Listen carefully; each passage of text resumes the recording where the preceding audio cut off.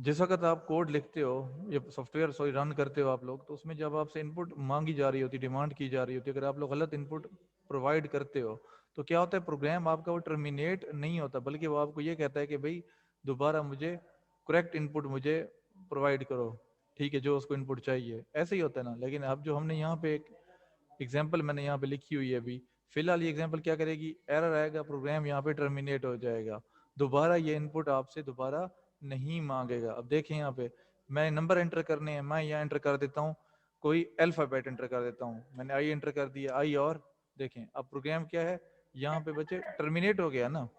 मैं अब यहाँ पे कोड लिखूंगा कि जब एरर आएगा तो वो हमसे इनपुट दोबारा डिमांड करेगा यूजिंग ट्राई, ट्राई और एक्सेप्ट। जो लास्ट टाइम टॉपिक हमने पढ़ा था उसी टॉपिक में थोड़ी सी आज मैं चेंज कर रहा हूँ। लास्ट टाइम टॉपिक में ये था कि हम लोगों ने वहाँ एरर को हैंडल कर रहे थे, आज भी हम ये करेंगे, एरर को हैंडल भी करेंगे, प्लस हम साथ में ये करेंगे, कोड को हम रिपीट करवाएंगे।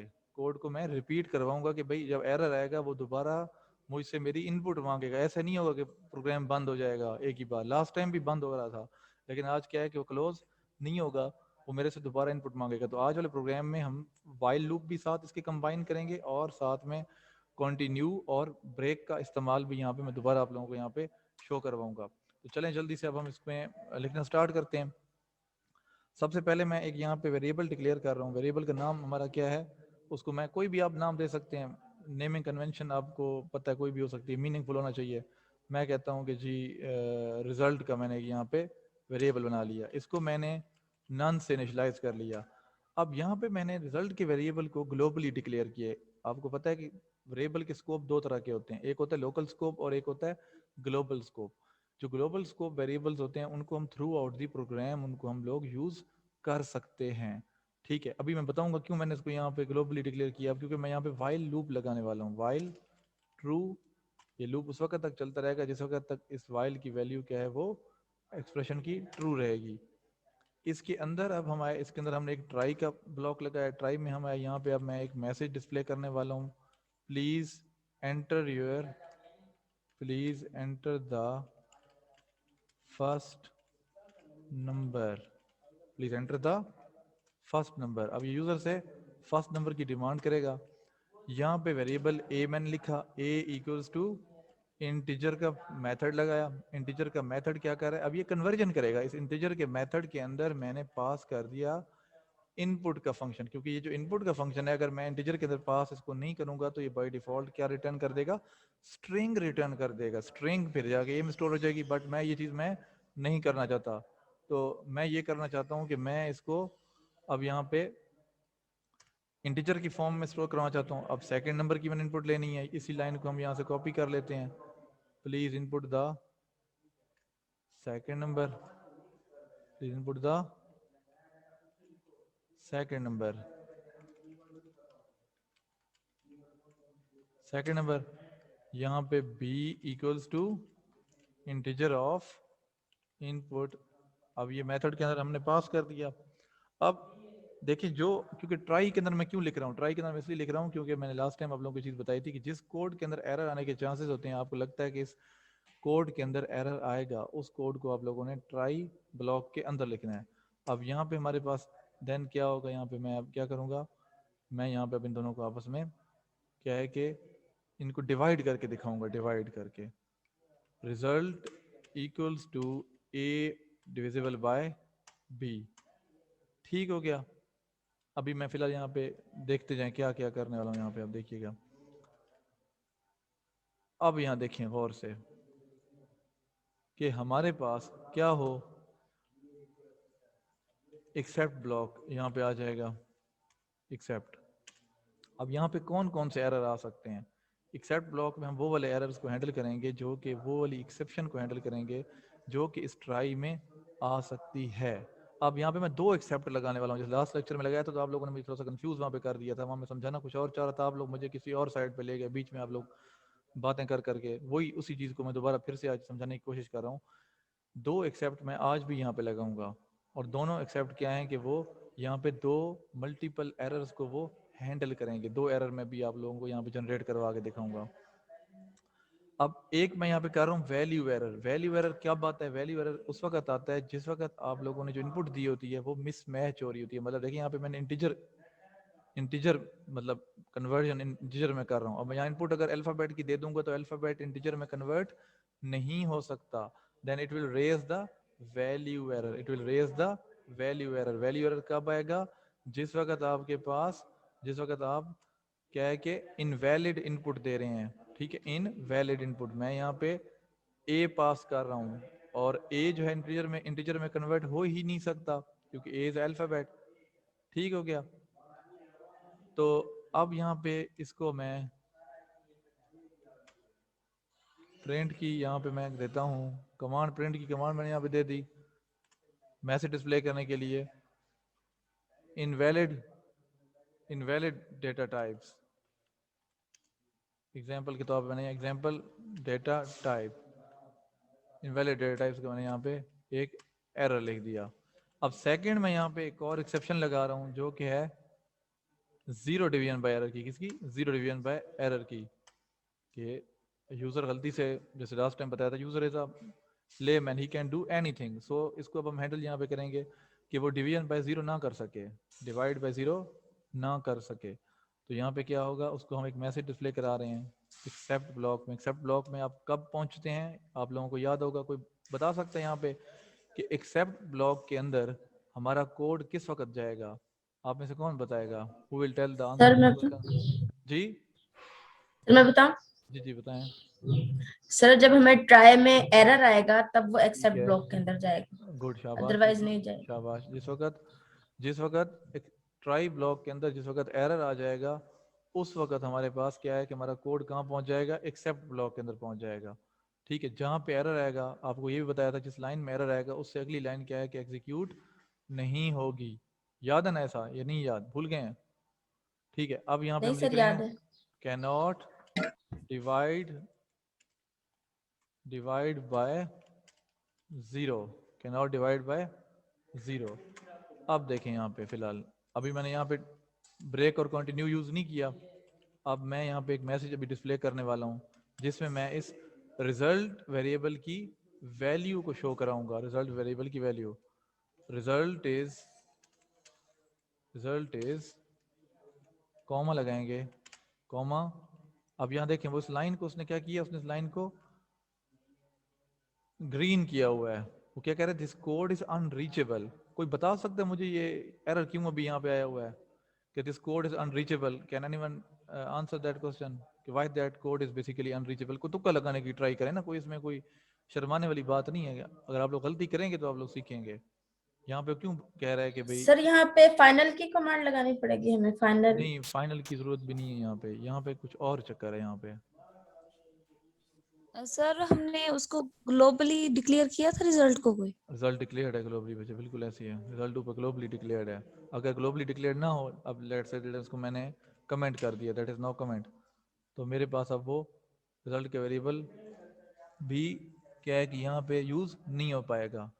ठीक है, वैल्यू उसको यहाँ पे नहीं मिलेगी नीचे, फिर भी नहीं आ पाएगा। यहाँ तक यहाँ भी हाईलाइट हो गया है। ठीक है, ग्लोबली डिक्लेयर्ड है, उसका इशू नहीं है। और कोई इसमें इशू है? सर वाइल जो कंडीशन है ये फॉल्स भी थी ना? क्या होगी? जी बच्चे सही, आप कुछ सही से बता रहे हैं, कुछ कुछ कुछ हद तक। क्या दोबारा बताएं? सर ये टू है, ये फॉल्स करनी। हाँ, वो कैसे करेंगे फॉल्स? कैसे करेंगे?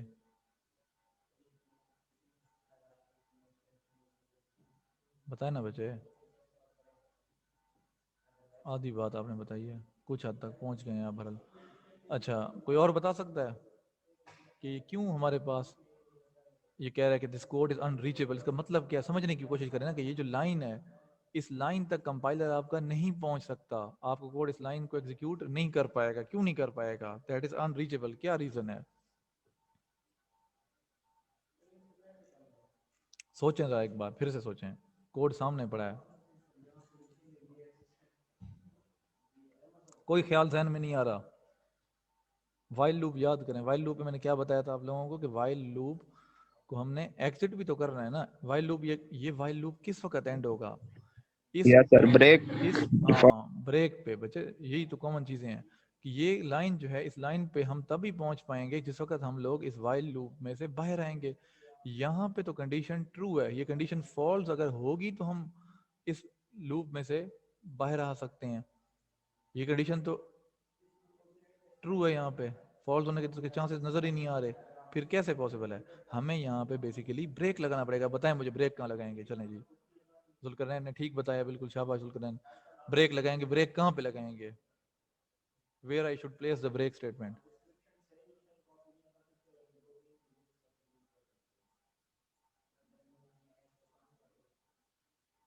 ब्रेक कब होना चाहिए वैसे?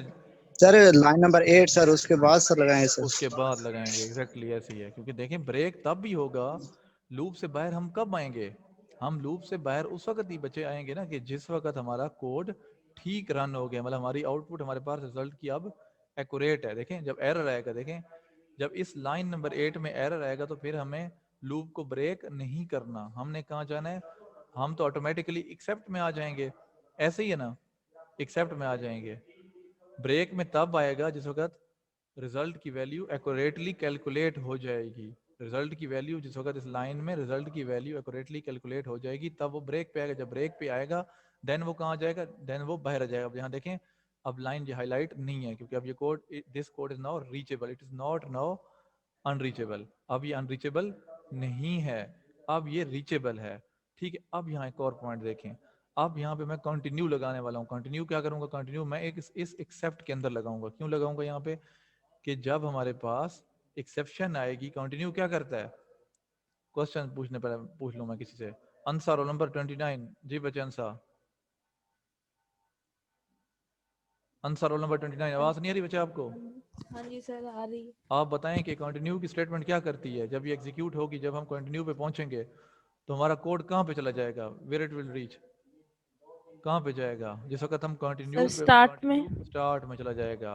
एग्जैक्टली ऐसे ही, शाबाश। अब हाँ जी। जब यहाँ पे हम लोग एक्सेप्ट ब्लॉक के अंदर आएंगे, देखें लॉजिक समझने की कोशिश करें कि हम करना क्या चाह रहे हैं। हम ये करना चाह रहे हैं कि जिस वक्त एरर आए, जिस वक्त एरर आए तो वो कहाँ पहुंचेगा? कंटिन्यू पे। कंटिन्यू क्या करेगा? अगली स्टेटमेंट्स को स्किप करके वापस हमें वाइल लूप के स्टार्ट में ले जाएगा और फिर से वही मैसेज डिस्प्ले होगा, please enter the first number, enter the second number का। समझ आ रही है? अब इसको मैं रन करके आप लोगों को दिखाता हूँ ताकि आप लोगों को ये चीज़ प्रॉपरली क्लियर होना शुरू हो जाए। इसको अब हमने सेव कर दिया, रन माई फाइल किया। अब पहले गलत इनपुट हम देते हैं। गलत इनपुट के मतलब पहले मैं चाहता हूँ कि मेरा एरर जनरेट हो यहाँ पे। अब मैं यहाँ पे बजाय कि मैं इंटीजर की इनपुट दूँ, मैं यहाँ पे अल्फ़ाबेट दे देता हूँ। करेक्टर मैंने इनपुट दे दिया एच। देखिए उसने क्या कहा है, वो कहाँ पे पहुंचा है? It has displayed the message invalid data types. कहाँ पहुंचा? इनवैलिड डेटा टाइप यहाँ पे। और उसके बाद अगली स्टेटमेंट क्या है? Please enter the first number. वो मेरे से दोबारा फिर डिमांड कर रहा है कि दोबारा से फर्स्ट नंबर एंटर करो। मैं कहता हूँ जी कि अपना 5। ये एक second, please enter the second number. मैंने कहा जी 5 1.0। इज इट करेक्ट और not? 1.0 5 divided by 5 1.0, is it correct or not? Is that a correct answer? Yes sir. Correct है बच्चे, आंसर करें ना बच्चे। आप लोग तवज्जो लगता है नहीं दे रहे। ठीक है, अब यहाँ पे आप देखें क्योंकि करेक्ट आंसर आ गया, रिजल्ट इज करेक्ट। रिजल्ट जब करेक्ट है तो ऑटोमेटिक लूप में से ब्रेक होके वो बाहर आ गया था यहाँ पे। तो अब प्रोग्राम हमारा यहाँ पे फिनिश हो गया है। दोबारा फिर से इसको मैं रन करता हूँ। अब अगर एरर आता है, अब मैं यहाँ पे मैथ, उसका मैथ एरर, वो जो डिवीजन बाय एरर वाला है, 5 एंटर किया, सेकंड नंबर में मैंने 0 एंटर कर दिया, तो वो कहता है कैन नॉट डिवाइड बाय 0। अब मेरे से वो फिर से इनपुट मांगेगा। मैंने कहा जी 9। फिर मैं दोबारा जानबूझ के फिर से गलत एंटर कर देता हूँ, फिर मैंने 0 एंटर कर दिया, फिर वो मेरे से फिर मांगेगा। ठीक है, फिर वो एरर भी साथ साथ दे रहा है कि कैन नॉट डिवाइड बाय 0। दोबारा कह रहा है नंबर एंटर करो। अब मैं फिर गलत एंटर करूंगा, मैं कहता हूँ जी टी। फिर वो मेरे से कह रहा है कि इनवैलिड डेटा टाइप, इनवैलिड, आपकी डेटा टाइप ही दुरुस्त नहीं है। Please enter the first number 5, please enter the second number 6, 0.8888। समझ आ गई बात? क्लियर है यहाँ तक? कोई इशू यहाँ पे किसी को? कोई सर मतलब जब तक हम लोग गलत वैल्यू एंटर करेंगे तब तक वो हमसे वैल्यूज मांगता रहेगा? हाँ बच्चे यही बात तो मैंने स्टार्ट में आप लोगों को बताई थी। और जी सर, और जब उसकी करेक्ट वैल्यू आ जाएगी तो वो फिर हमें उसको ब्रेक कर देगा। ब्रेक कर देगा। क्यों ब्रेक करेगा? क्योंकि देखें जब यहाँ पे ये देखें रिजल्ट की ये स्टेटमेंट हमारी प्रोसेसिंग स्टेटमेंट है। देख रहे हैं यहाँ प्रोसेसिंग कहाँ पे हो रही है? इस स्टेटमेंट के अंदर हो रही है। दूसरा पॉइंट मैं यहाँ पे एक बता दूं अभी, चलें वो बताता हूँ अभी। रिजल्ट स्टेटमेंट जब एग्जीक्यूट प्रॉपरली होगी तो हमारा कंट्रोल कहाँ पे जाएगा? हमारा कंट्रोल ब्रेक पे जाएगा ना। हमारा कंट्रोल कहाँ जाएगा? जी सर, ब्रेक पे तब भी जा ब्रेक पाएगा। ब्रेक पे हमारा कंट्रोल तब भी पहुंच सकता है जिस वक्त ये वाली स्टेटमेंट हमारी ट्रूली एग्जीक्यूट होगी। अगर ये वाली स्टेटमेंट ट्रूली एग्जीक्यूट नहीं होगी तो देन एक सेकंड बच्चे आप लोग वेट कीजिएगा।